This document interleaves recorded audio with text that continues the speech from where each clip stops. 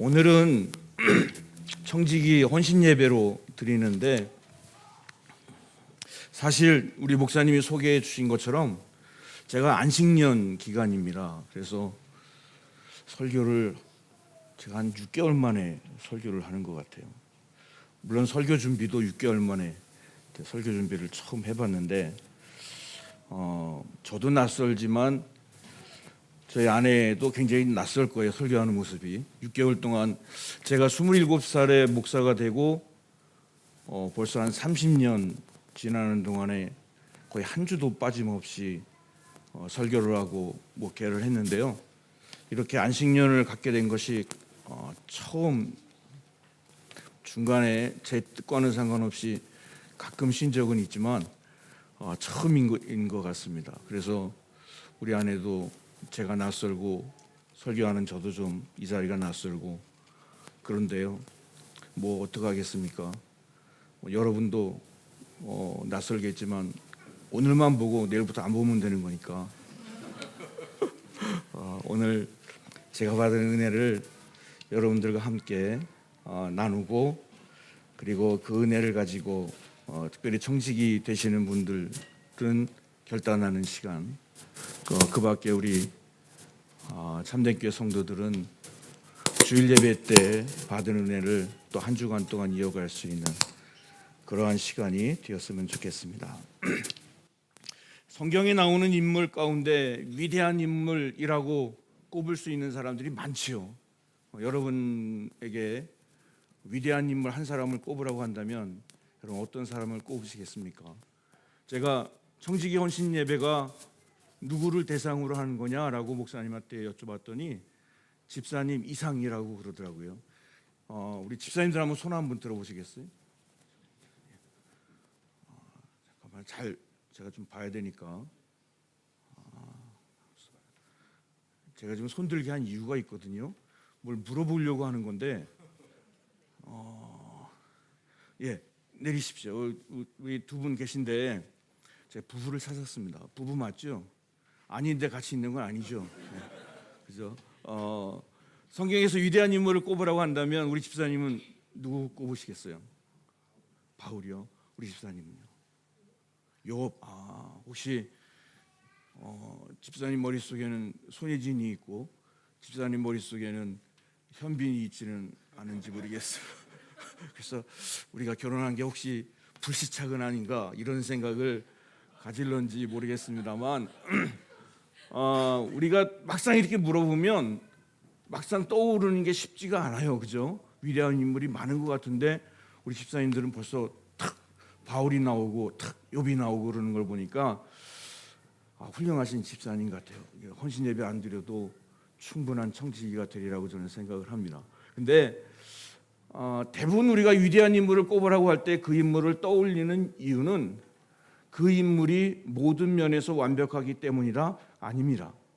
사실 우리가 떠올리는 이유는 그 사람들이 대부분 단점을 나와 같이 많이 가지고 있고 부족한 점도 많고 실수도 많이 하고 실패도 많이 했지만, 그러나 우리가 그 사람을 떠올릴 때에 한 가지 이미지가 있어요.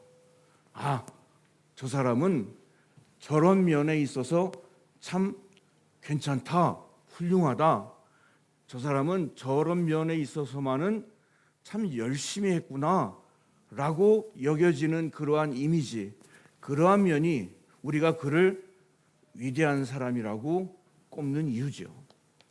성경에 나온다고 해서 무조건 그 사람들이 완벽한 인물이라 할 수 없습니다. 우리가 성경에서 읽고 보는 것처럼 그들은 우리와 특별히 다르지 않은 인물입니다. 그런데도 우리는 그 사람들을 위대한 인물이라고 그렇게 꼽는 이유가 바로 그러한 이유입니다.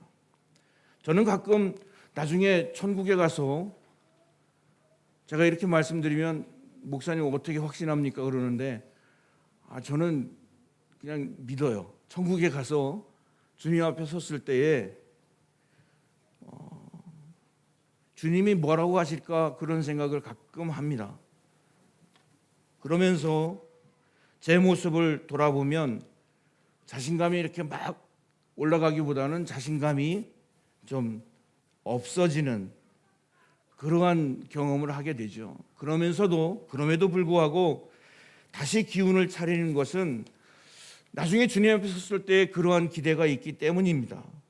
주님이 나의 무수한 잘못과 단점보다 주님의 자녀로서 했던 한 가지를 보시고 나를 칭찬하실 거다라고 하는 그러한 기대죠. 오늘 우리 찬양 인도하시는 우리 지사님께서 말씀하신 것처럼 잘하였도다 착하고 충성된 종아 내가 적은 일에 충성하였음에 라고 하는 그런 달란트 비유의 그 칭찬이 제게 위로가 됩니다. 그 말씀을 읽어보면 그 말씀의 화자는 주인, 다른 말로 얘기하면 하나님이셨습니다. 하나님이 나중에 나를 보시고 내가 실수하고 실패하고 이루지 못한 것도 무수히 많지만 주님은 내게 있는 한 가지, 그 한 가지를 보시고 나를 칭찬하실 것이라는 믿음을 가지고 지금도 살고 있고 그리고 그러한 마음으로 목회를 합니다. 제가 이렇게 말씀을 드리면 호기심이 많은 분들은 설교 중에도 그런 생각을 하잖아요. 그러면 삶은 개판이어도 한 가지만 잘하면 되는 거 아닙니까? 세상에서의 삶은 엉망으로 살아도 교회에서의 삶만 좀 그런 대로 괜찮으면 주님이 그걸로 이뻐하시고 그리고 나중에 천국 갈 때에 주님 앞에서 떳떳할 수 있는 것 아닙니까? 라고 생각할 수도 있습니다.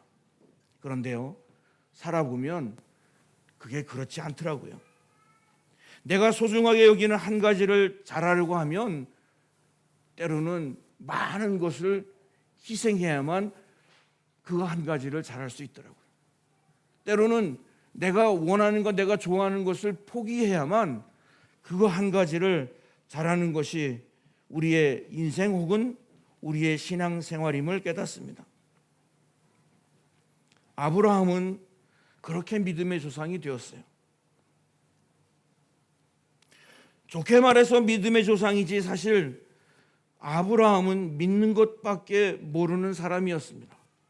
제가 이렇게 말씀을 드리면 아브라함 폄하하는 거니까 기분 나쁘게 생각할 사람이 있을런지 모르지만 여기 이스라엘 사람 없으니까 그렇게 말해도 상관없습니다. 다 대부분 한국 사람이죠. 아브라함은요 믿는 것밖에 할 줄 모르는 그러한 사람이었더라고요. 적어도 제가 성경에서 만난 아브라함은 그렇습니다. 아브라함은 참 무모한 사람이었습니다. 성경에 보면 그는 최초의 이민자임을 알 수가 있는데요.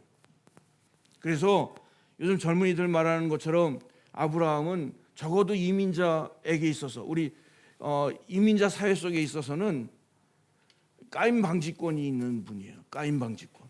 아브라함은 까면 안 돼. 왜? 아브라함은 최초의 이민자이기 때문에.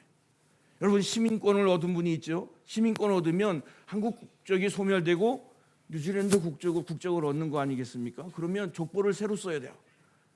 여러분 족보를 새로 쓸 때 그때 제일 위에 있는 분이 누구냐면 바로 아브라함이에요. 왜? 아브라함이 최초의 이민자니까. 하나님께서 아브라함에게 말씀하셨어. 너 본토 친척 아비 집을 떠나 내가 내게 지시하는 땅으로 가라. 그 땅이 어디예요? 가나안이거든요. 자기가 살고 있는 땅, 좋은 도시, 문명의 도시, 그리고 모든 것이 편하고 즐거운 그러한 도시를 버리고 아무도 살지 않는 척박한 땅, 버림받은 땅처럼 보이는 가나안으로 가라고 그랬는데 아브라함이 그 말씀 한마디 믿고 갔어요. 내가 내 말대로 하면 나와의 약속을 지키면 내가 너로 하여금 큰 민족을 이루게 해주겠다. 근데 하나님이 보증을 쓴 것도 아니고 하나님께서 아브라함에게 각서를 써준 것도 아니고 법을 전 잘 모르지만 그 구두로 한 계약도 계약인가요? 구두로 한 계약도 계약인가요? 저는 법알못인데 구두로 한 계약이 될 수 있는지 모르겠어요. 요즘은 워낙 기계가 발달하니까 녹음도 하고 뭐도 하고 막 그러겠지만 만약 그런 게 없다고 전제한다면 구두로 한 계약이 될 수 있을까? 하나님께서 아브라함에게 구두로 말씀하셨어요. 그런데 아브라함은 그것만 믿고 떠났어요. 왜? 아브라함은요, 믿는 것밖에 할 줄 모르는 사람이었기 때문입니다. 그것도 살기 좋은 땅을 버리고 더 살기 어려운 곳으로 갔어요. 물론 이 말씀을 우리한테 적용하면 하나님이 나보고 아프리카 가라고 그런다. 너 내가 선교사로 불렀으니 너 아프리카 가라. 그럼 가야죠. 그런데 아브라함은요, 선교사도 아니고, 더군다나 성경에 보면 아브라함은 혼자도 아닙니다. 아내도 있었고 심지어 조카까지 데리고 가나안 땅으로 떠났어요.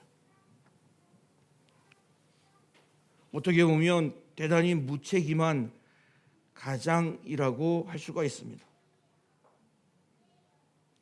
그럼에도 불구하고 아브라함이 고향을 떠나 가나안으로 갈 수 있었던 것은 하나님의 약속의 말씀 한마디를 믿고 의지했기 때문입니다.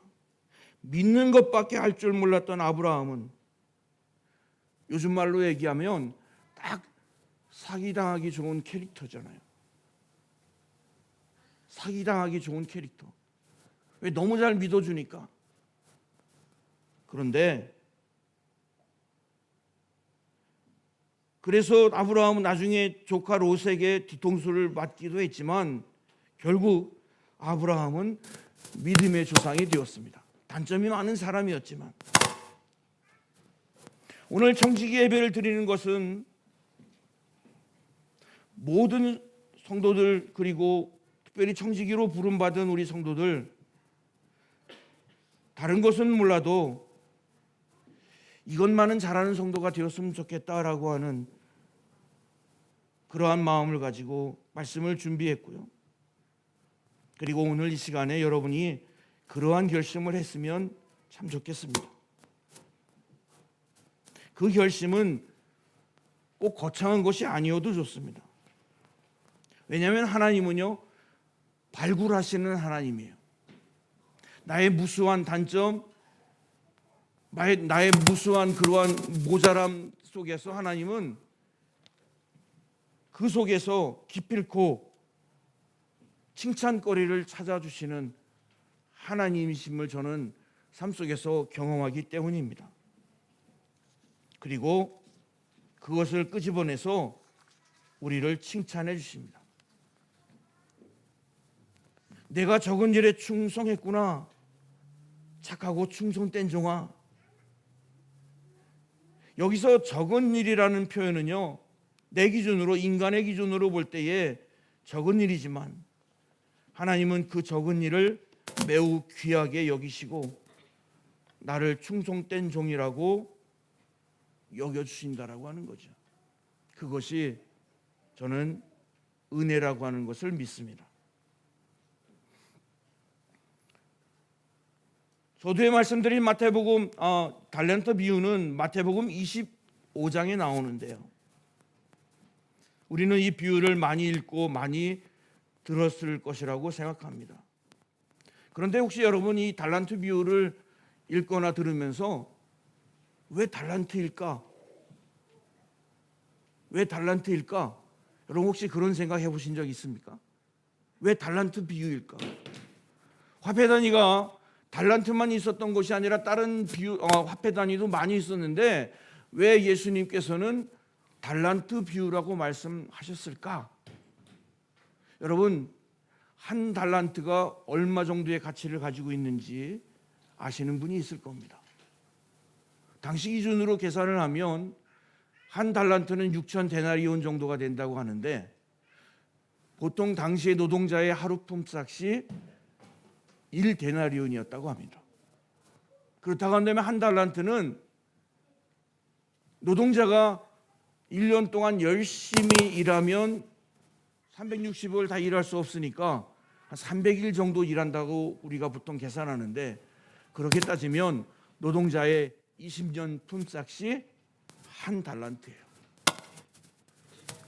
한 달란트가 우리가 맨날 어린아이 때부터 달란트 시장에 하고 막 종이 쪽지로 한 달란트, 두 달란트 막 쓰고 그러니까 이게 뭐 대단히 값어치 없는 것처럼 생각하지만요, 이 달란트는요 굉장히 20년 동안 한 푼도 쓰지 않고 일한 것을 모아야 채울 수 있는 돈, 그것이 바로 한 달란트인 거예요. 그러니까 제가 마이크를 쓸까요? 네.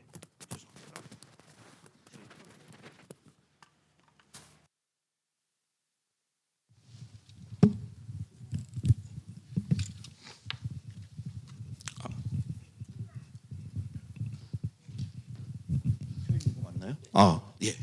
그러니까 한 달란트 그러면 굉장히 큰 돈이에요. 큰 단위예요. 그런데 예수님을 따라다니던 사람들이 어떤 사람들이에요? 제자들은 대부분 그냥 보통 사람들이었어요. 그리고 그 밖에 제자들 외에 예수님을 따라던 사람들은 대부분 서민들, 어렵고 힘든 사람들이 예수님을 따라다녔어요. 그런 사람들에게 있어서 달란트라고 하는 화폐 단위는 먼 나라의 얘기입니다. 그들에게 달란트라고 하는 그 화폐는 상상할 수도 없는 그러한 용어예요. 그런데 예수님께서 청중을 무시해서일까요? 아닙니다. 왜 예수님께서 그들에게 달란트 비유를 들려주셨을까? 물론 성경에서 명확하게 예수님께서 일에서 달란트 비유를 쓰셨다라고 말씀하고 있지 않기 때문에 우리는 한번 생각해 보는 거죠. 묵상해 보는 거죠. 왜 예수님이 달란트를 가지고 비유로 말씀하셨을까? 물론 여러분들 중에는 집에서 침대 받침에 냄비 받침으로 금괴 같은 거 이렇게 쓰시는 분이 있어서 그래서 달란트 뭐 그까 있고 뭐 별것도 아니지 이렇게 생각하시는 분이 있을런지 모르겠지만 달란트는 상상할 수 없는 그러한 돈이거든요. 단위거든요. 왜 예수님이 그렇게 쓰셨을까? 위화감 조성하기 위해서 그렇게 쓰셨을까? 아니라고 하는 거죠. 그래서 저는 묵상을 하다가 이런 결론에 도달하게 되었어요. 거기 보면 5달란트 받은 종이 있고 2달란트 받은 종이 있고 1달란트 받은 종이 있는데, 그런데 이 5달란트 받은 그리고 2달란트 받은 것, 1달란트 받은 것, 이것이 이러한 고가의 단위가 누가 많고 누구는 적고의 문제가 아니라고 하는 거죠.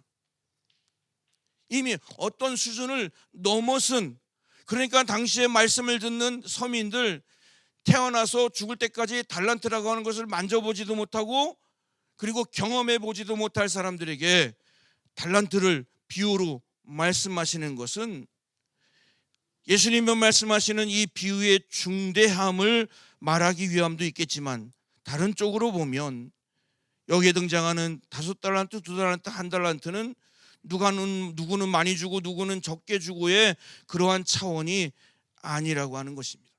쉽게 말하면 다 많이 줬다라는 얘기예요. 3명의 사람들에게 다 많이 줬어요. 3명 다 주인에게 많이 받았어요. 이 달란트 비유는 오늘 우리에게도 적용이 됩니다. 하나님께서 우리에게 주셨는데 다 많이 주셨어요. 집사로 세움받는 분이나 또 그 위에 이렇게 세움받는 분이나 하나님이 다 많이 주셨어요. 아니, 오늘 청지기 예배를 드리지만 청지기로 아직 부름받지 않고 평신도로 있는 분도 마찬가지로, 저와 마찬가지로 다 하나님이 많이 주셨어요. 하나님께서 우리에게 무엇을 주셨느냐? 달란트를 넉넉하게 주셨습니다. 그러면 이 달란트는 어떠한 의미입니까? 많은 사람들이 달란트는 재능이야. 물론 그 말이 틀린 말은 아닙니다. 근데 제가 마태복음 25장을 묵상하다가 이번에 설교 준비하다가 다시 한번 깨달은 것이 뭐냐면, 예수님 당시에는 달란트가 재능이 아니었다라고 하는 거예요. 요즘 탤런트라는 말을 재능이라는 말로 해석해서 쓰잖아요. 근데 그거는 나중에 영어가 이렇게 형성되고 그러면서 그러한 뜻이 생긴 거지, 예수님 당시에 무슨 달란트가 재능입니까? 달란트는 그냥 화폐 단위예요.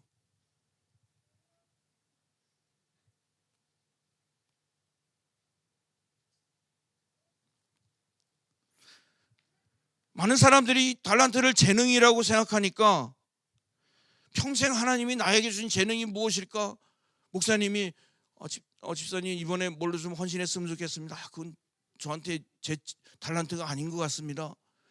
그럼 집사님 달란트는 뭔 것 같습니까? 제가 좀 묵상해 봐야겠습니다. 평생토록 달란트가 뭔지 묵상하다가 죽기 바로 직전에 무릎을 탁 치면서 내 달란트는 이거였구나. 내 재능은 이거였구나. 죽기 바로 직전에 달란트가 뭔지 깨달으면 무슨 소용이 있어요? 근데 많은 분들이 달란트를 재능이라는 것으로 한정을 지으니까 그러니까 너무 그 틀 안에 갇혀 지내는 성도들이 많이 있다라고 하는 거예요.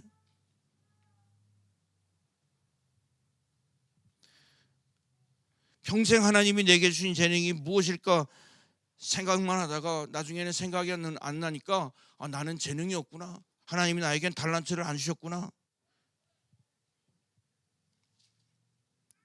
여러분 자녀들 한번 이렇게 보십시오. 여러분 자녀들이 달란트가 있는 것 같아요, 없는 것 같아요? 만약 우리 아들, 우리 딸에게 달란트가 없는 것 같다라고 생각한다면 그거는 부모님의 착각이에요. 왜? 하나님께서는 우리 자녀들에게 나에게 주신 것처럼 다 주셨는데 우리가 재능이라는 것을 한정지어서 생각하고 있기 때문이에요. 하나님께서는 우리 모두에게 계획을 갖고 계십니다. 요즘 유행하는 말로 여러분 아들을 바라보면서 아들아 너는 계획이 없구나 이렇게 얘기하면 그건 하나님의 뜻을 스스로 우리가 거부하는 거나 마찬가지예요. 재능이라는 걸로 그것을 규정짓지 말라고 하는 겁니다. 성경에도 달란트가 재능이라고 이야기하고 있지 않아요.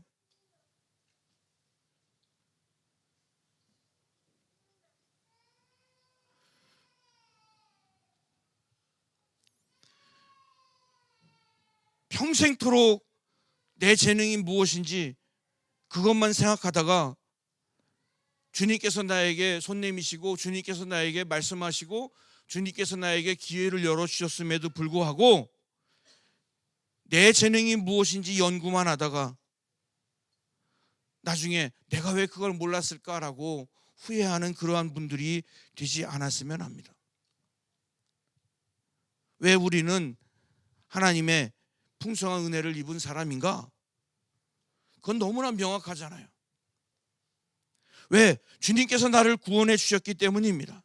예수님은 인간의 몸을 입으시고 나를 위해서 십자가 지시고 나를 위해서 죽으셨어요.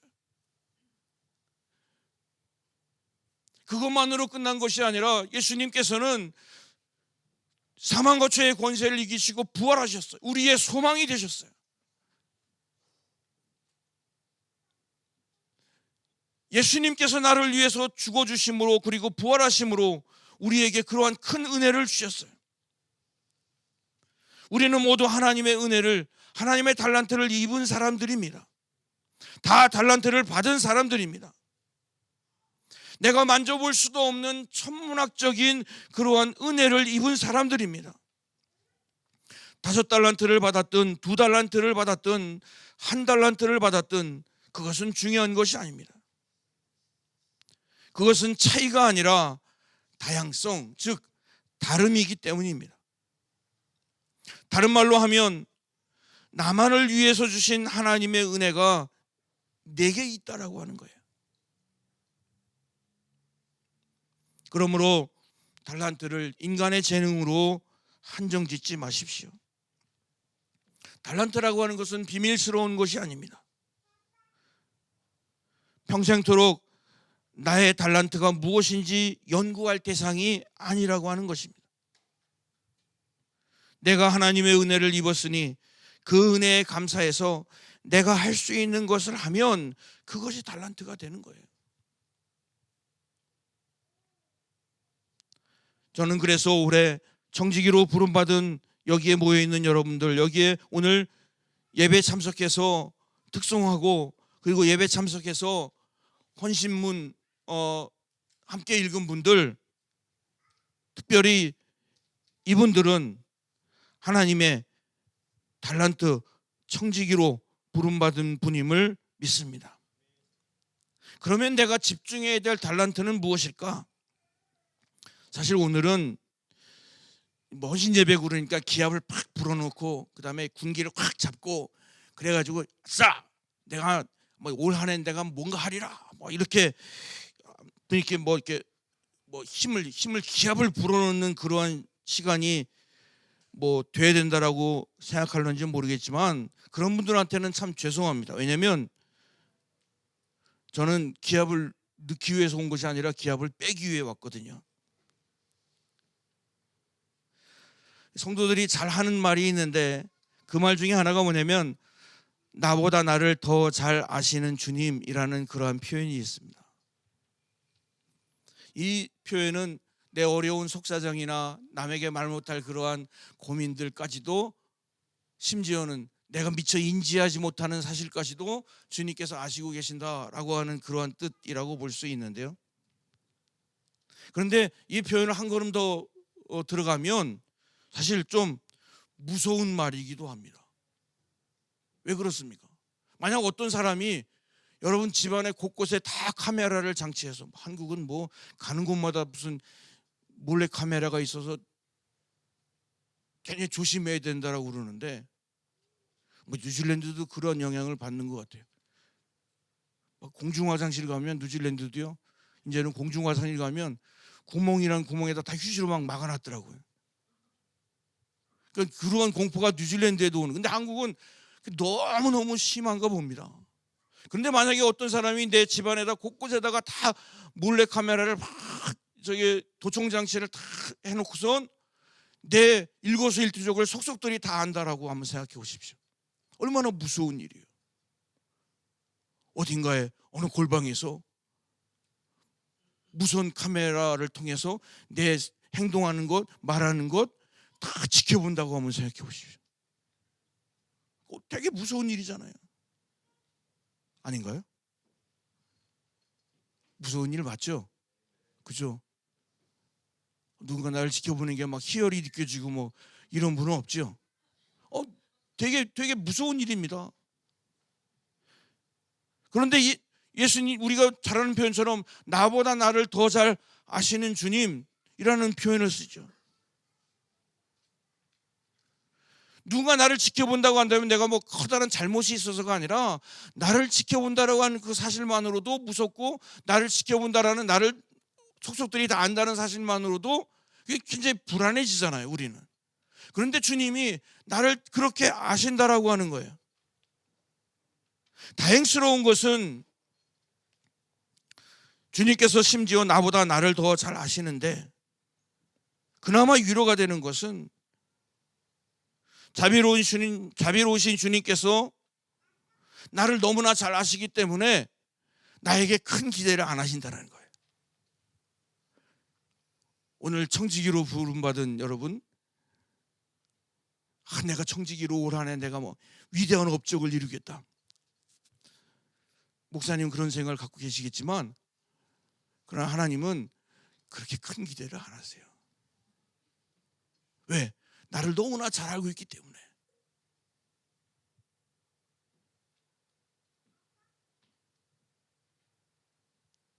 그런데 그게 저한테는 그 위로가 되더라고요.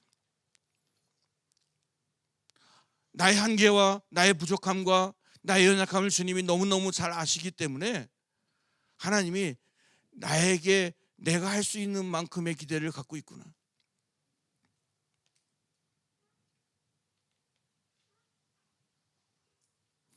하나님께서 그렇게 나를 바라보신다라고 생각하니까 그것은 하나님이 나를 무시해서가 아니라 나의 연약함과 부족함을 아시기 때문에 내게 걸맞는 기대를 하신다라고 하는 뜻입니다.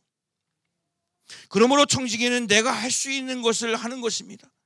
이전보다 하나 더 하면 됩니다. 작년에 실패했던 것 그냥 올해 다시 한번 도전하면 됩니다. 내가 집사로서 3년 차인데 2년 차에 못했던 것 이번 3년 차에 한번 해보면 되는 겁니다.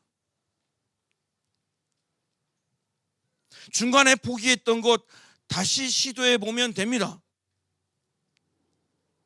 모든 것을 다 잘하려고 하지 말고 한 가지만 하면 된다라고 저는 믿습니다.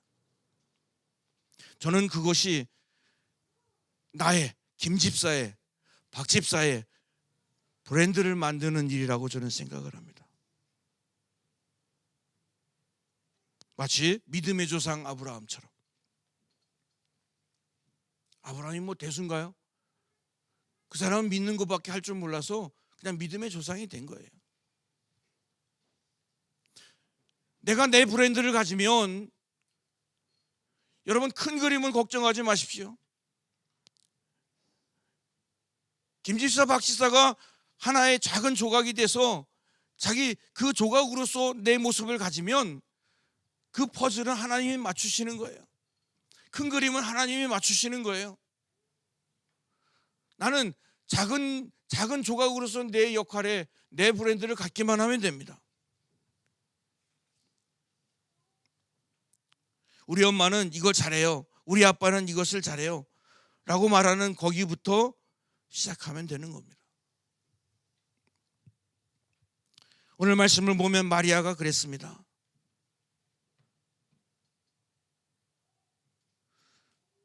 사실 이건 비밀인데 아까 말씀드린 것처럼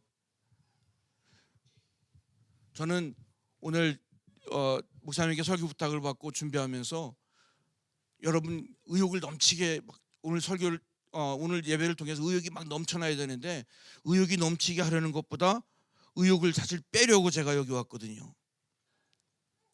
오늘 청지기 예배를 드리면서 막 파이팅이 넘치는 분이 있다면 저는 그분의 힘을 좀 빼드리고 싶습니다. 왜냐하면요, 운동하시는 분들은 알잖아요. 운동하시는 분 너무 파이팅이 넘치면요 어떻게 돼요?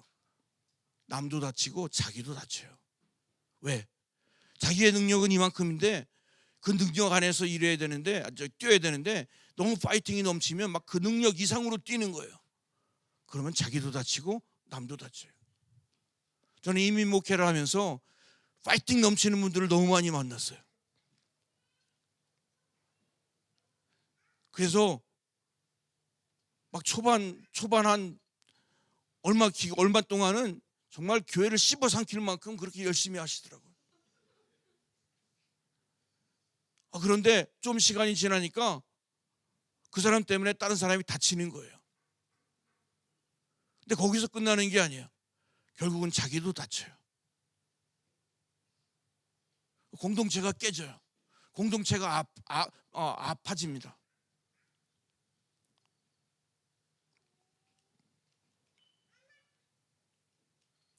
오늘 말씀을 보십시오. 예수님이 오시니까 마르다는 의욕이 넘쳐서 동분서주했습니다.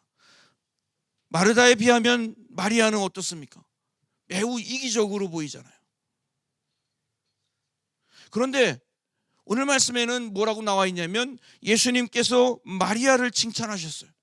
마르다를 칭찬한 것이 아니라 마리아를 칭찬했어요. 그럼 교회에서 열심히 일하지 말라는 얘기는 아니에요. 예수님께서 마르다를 책망한 것이 아니라고 하는 것을 여러분 전제하고 말씀을 드리는 겁니다. 마르다도 열심히 했고 마르다도 칭찬받을 만하지만 마르다에 비하면 예수님 보시기에 마리아가 더 칭찬받을 만했다라고 말씀하고 있는 거예요.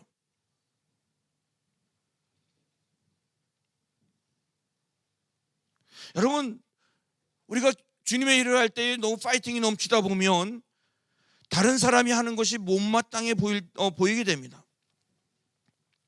심지어는 정죄하기도 합니다. 마르다는 마리아가 못마땅했습니다. 그런데 오늘 말씀을 보면 마리아는 마르다가 무엇을 하는지 관심이 없어요. 마리아의 관심은 한 가지에 있습니다. 그 뭡니까? 예수님의 말씀을 듣는 것, 예수님 만나는 것. 예수님 쉽지 않게 어렵게 우리 집에 왔는데 이 예수님이 우리 집에 들어오셔서 나가는 그 시간이 너무너무 아까우니까 그러니까 그 시간만이라도 예수님 바라보는 것, 예수님 만나는 것, 예수님 말씀 듣는 것, 그것이 오로지 마리아의 관심이었어요.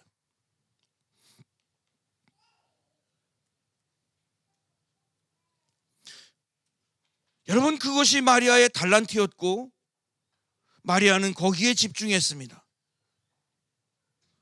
성도는 사람을 보지 말고 주님을 바라보는 사람이 되어야 합니다. 오늘 말씀에서 우리는 마리아를 말씀 듣기를 좋아하는 마리아로 기억합니다. 여러분은 어떤 사람으로 기억되기를 원하십니까? 나중에 여러분의 아들이, 여러분 딸이 우리 엄마 아빠는 어떤 사람이다 라고 되기를 원하십니까? 더 나아가서 여러분이 나중에 주님 앞에 섰을 때 주님께서 여러분에게 착하고 충성된 종아 라고 말하면서 너는 어떤 사람이었구나 라고 말씀하시는 그런 어떤 사람이기를 원하십니까? 아브라함처럼, 마리아처럼 오늘 여러분은 여러분의 브랜드를 만드는 그 출발점에 서 있는 그러한 시간이라고 저는 믿습니다.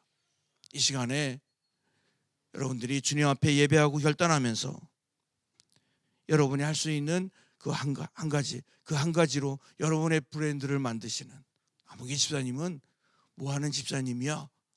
어떤 집사님이야? 라고 그렇게 불리어지는, 주님 앞에 그래서 그렇게 인정받는 그 출발점에 서 있는 성도들이 되기를 주님의 이름으로 축원을 드립니다. 기도하시겠습니다.